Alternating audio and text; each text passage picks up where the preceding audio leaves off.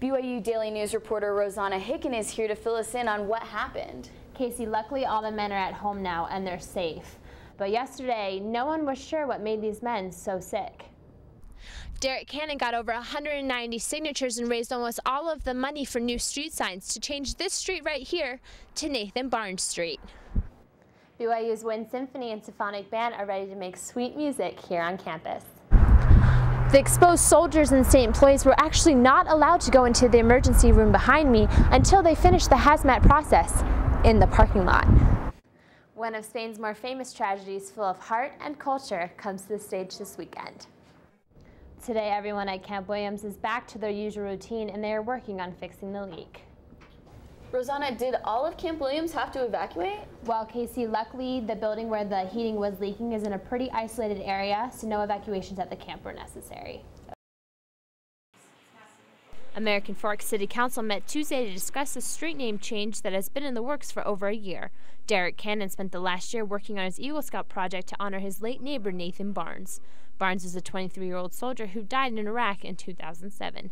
Cannon wanted to change the name of the street Barnes lived on, 350 West, between 500 and 1120 North. Had some maps made. He'd done a lot of legwork and had a very good presentation to the council. It was easy for the council to make that type of a decision. Derek Cannon got over 190 signatures and raised almost all of the money for new street signs to change this street right here to Nathan Barnes Street. Just went around to neighbors and everyone that lives in this area, essentially asking if they could donate money to it. The street name proposal passed last November, but Cannon didn't word the proposal right, so only part of the street was mentioned. The city council meeting on Tuesday unanimously passed Cannon's second proposal to change the name of the entire street. Barnes' father was in attendance as his son was remembered. Well, obviously you're honored anytime. It's a pretty big deal to name a street after somebody, and especially since we don't do that much here. Cannon says he hopes all veterans will feel honored when they see the new street name. My intent is to honor him, but also to honor all servicemen and women. Rosanna Hicken, BYU Daily News, American Fork. 5 National Guard soldiers and 6 state employees from Camp Williams checked into the Riverton Hospital yesterday morning after exposure to a chemical at camp.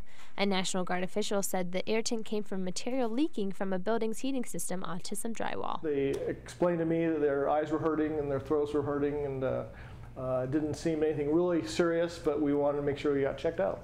Borg says he called the hospital en route, explained the symptoms, and the hospital gave him instructions on what to do from there. Yeah, we always take precaution whenever there was a potential chemical exposure. Unified Fire arrived quickly at the hospital with a hazmat tank, and the patients had to go through the decontamination process in the parking lot before the emergency department admitted them. We got through a washing shower area where they decontaminated us, took all our clothes and stripped us naked and got us washed up and put it in the hospital. Because none of the symptoms were life-threatening, they were able to make a speedy recovery and left around 2:30 p.m. Depends upon what people are exposed to as to how long the process is. Rhodes says she commends both Camp Williams and Unified Fire for their help in this process.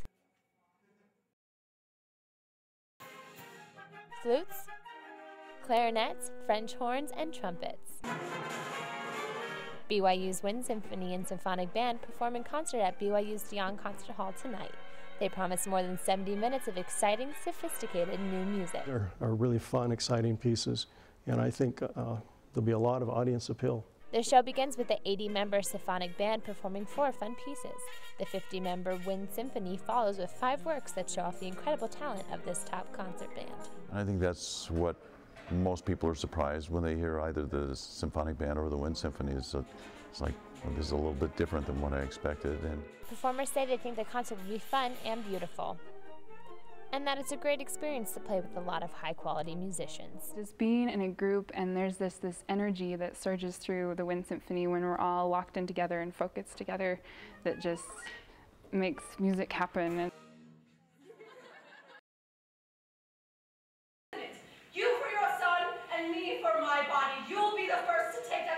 A classic work of Spanish surrealism comes to life as BYU presents Federico Garcia Lorca's Blood Wedding this weekend in BYU's Margette's Theater. The actors sing, dance, and act in an emotional and expressive 90-minute play. It's beautiful, beautiful.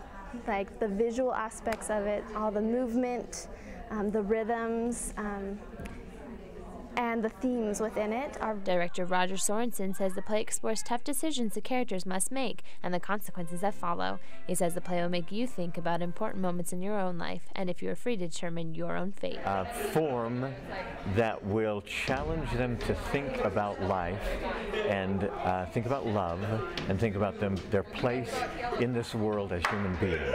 Performers say the show is raw and intense and might even change the way you see life. I think it's something that it would be good for them to expose themselves to it because it'll bring out some things inside that they might not otherwise be able to feel.